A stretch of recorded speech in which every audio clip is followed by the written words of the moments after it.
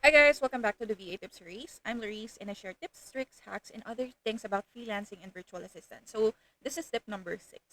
Always read and understand what was given to you. So regardless if you have clients or you're just client hunting, nag-a-apply ka pa lang sa job, or anywhere, everywhere, you need to use this. Because, nasa top ata tayo ng low reading comprehension. And it leads to miscommunication and misunderstanding with clients and possible na mawalan ka ng clients if lagi mong hindi binabasa or iniintindi yung pinapagawa nila. So for example, some clients give um, task na complicated. So don't assume na naiintindihan mo siya unless naiintindihan mo talaga, 'di ba? It may take two or more reads para maintindihan mo yung mga complicated tasks. And you need to, kung hindi siya naka-bullet type lalo na, 'di ba? Kung isang paragraph lang binigay ni client 'yan and hindi mo siya ma-digest agad.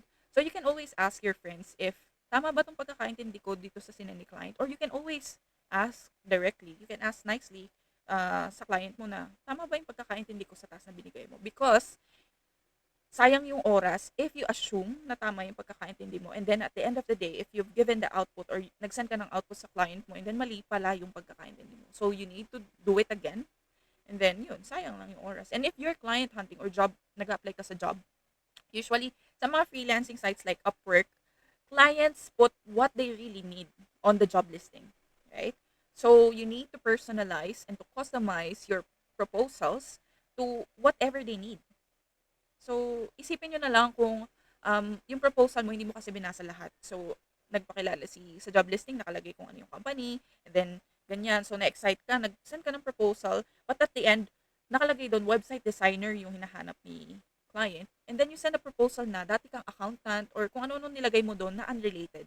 So, isipin ni client, hindi binasa ni applicant yung job listing. And may mga matatalino ng clients sa Upwork na um, at the end of the job listing, meron dong specific instruction na you need to put a specific word on your subject line if you have read the job or the full job listing, right? So, ayun. So, I hope this video helps and I see you on the next one.